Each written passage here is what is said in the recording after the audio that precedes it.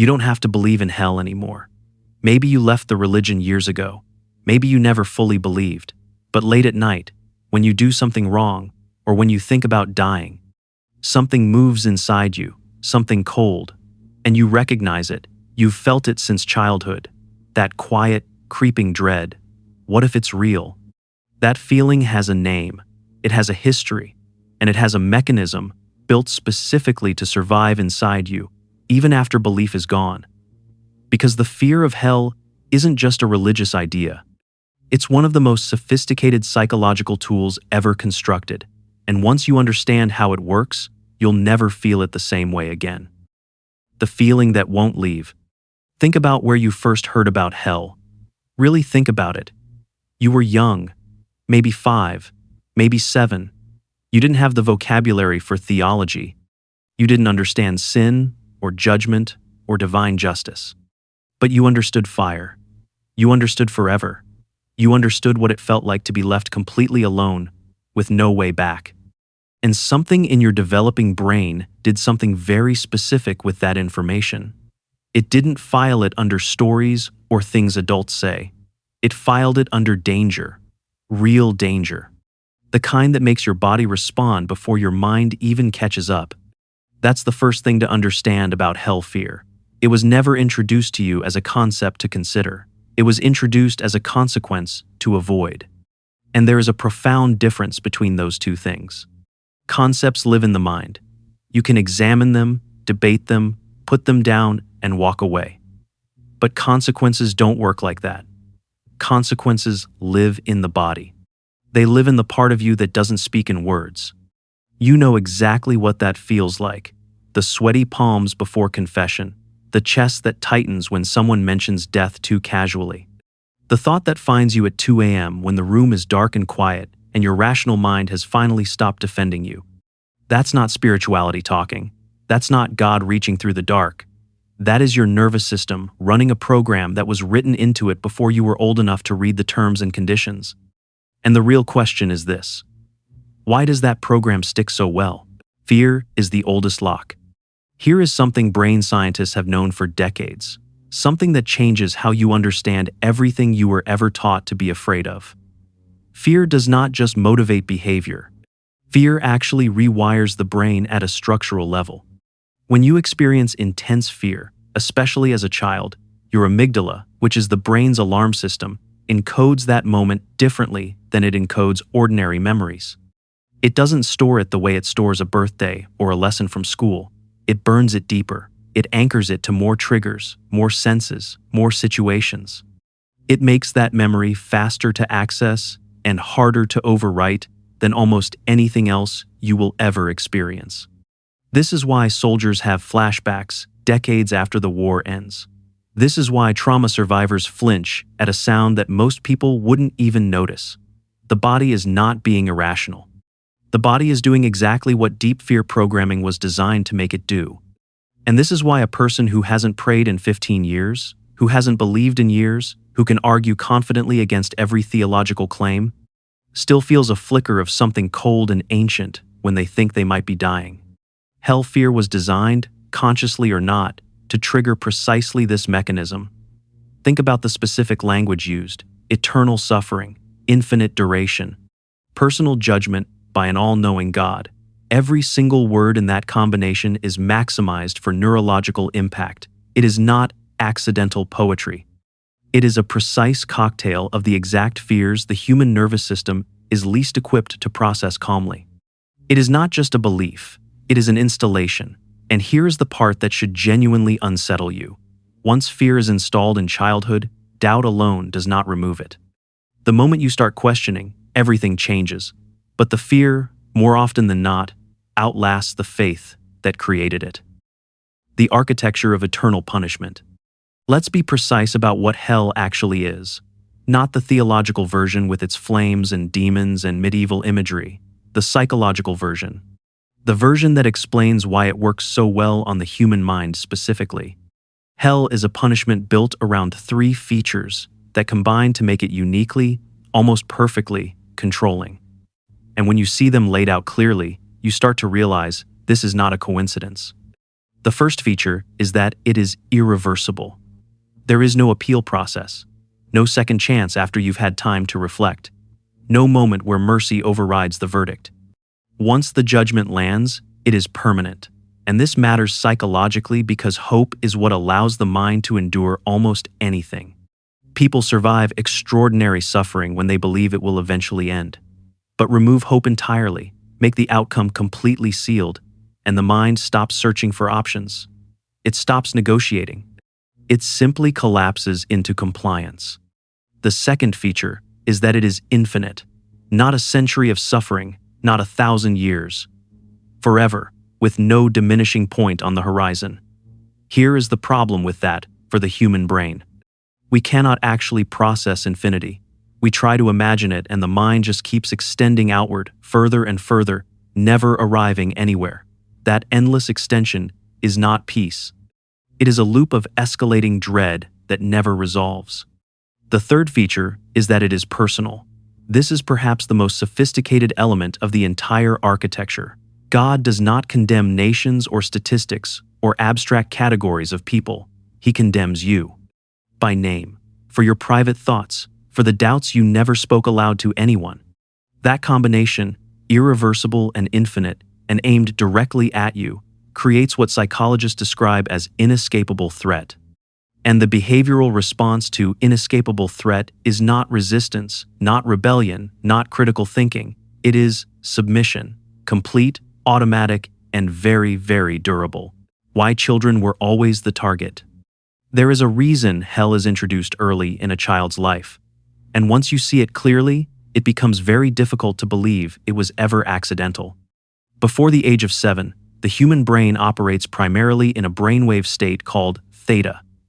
If that term means nothing to you, here is what matters. Theta is the same state the brain enters during hypnosis. Children in this state do not critically evaluate the information coming in. They do not weigh it, question it, or hold it at a distance. They absorb it directly into belief, directly into identity, directly into the part of the self that feels like it has always been true. Every culture that used hell as a mechanism of social control understood this intuitively, long before neuroscience gave it a name.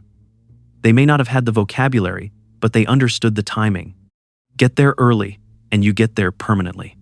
The medieval church did not paint hell in theological texts that scholars would debate in quiet rooms. They painted it on the walls of churches that entire communities walked through.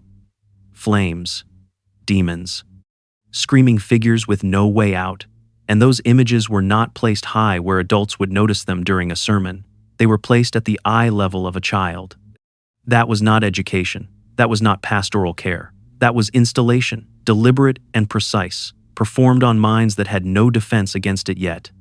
Because what is placed inside a person before the critical mind develops is extraordinarily difficult to dislodge later. The moment you start questioning, everything changes. But the image on the wall was there before you even knew that questioning was something you were allowed to do. The guilt machine. But fear alone is not enough. This is something the architects of religious control understood very well. Fear without a continuous supply of guilt eventually fades. People adapt. They start to feel safe. They begin to believe they have done enough, behaved well enough, that the threat no longer applies to them. And a fear that fades is a fear that loses its power. So alongside hell, there has always been a second mechanism running quietly in the background: sin. And it is worth understanding sin not as a moral category but as a technology, because that is precisely what it functions as. Sin is the system that keeps the fear of hell renewable, self-replenishing, and impossible to fully satisfy. Without sin, you might eventually reach a point of feeling genuinely safe, but sin was designed with a feature so elegant and so devastating that safety becomes structurally unreachable. It does not only punish actions you choose to take, it punishes thoughts you never chose to have at all. Lust, doubt, envy, pride. These are not behaviors. These are the ordinary, involuntary contents of a normally functioning human mind. Thoughts that arrive without invitation and leave without permission. Which means sin is not actually a system for managing behavior. It is a system that criminalizes the experience of being human. And the moment being human is itself the offense, guilt stops being something you can resolve. It becomes the permanent condition. There is no innocence available. There are only varying degrees of how guilty you currently are. Permanent guilt requires permanent vigilance, and permanent vigilance means the fear of hell never fully powers down because the thing feeding it, your own mind, never once stops producing material. The paradox of doubt. Here is one of the strangest things about hell fear, and perhaps the most important. Doubt does not dissolve it. You would expect that once a person stops believing, the fear would simply drain away. Logic would suggest that. But for most people who have lived inside this system, the opposite happens. Doubt intensifies the fear, at least at first, sometimes for years. The reason for this is not mysterious once you see it. The belief was specifically constructed to punish doubt. Questioning God is not a neutral act within the system. It is a sin. Losing faith is not an intellectual conclusion the system can accommodate. It is a betrayal with consequences. So the moment you begin to doubt, the fear of hell is not weakened by that doubt. It is triggered by it. The very act of questioning activates the punishment attached to questioning.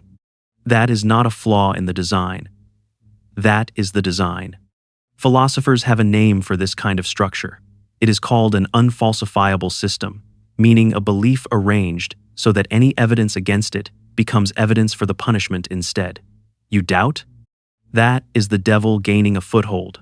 You question? That is your sinful nature revealing itself. You walk away entirely? That is precisely the kind of rebellion hell exists to address. Every exit route the mind finds leads back into the system. Every attempt to test the bars makes the cage feel smaller. This is why so many people who have intellectually rejected hell still cannot fully shake the fear of it. The strongest beliefs are always the ones people are most afraid to question. And hell fear was built from the beginning to make questioning feel exactly like falling. The body remembers. Let's come back to that feeling. The one from the very beginning of this video.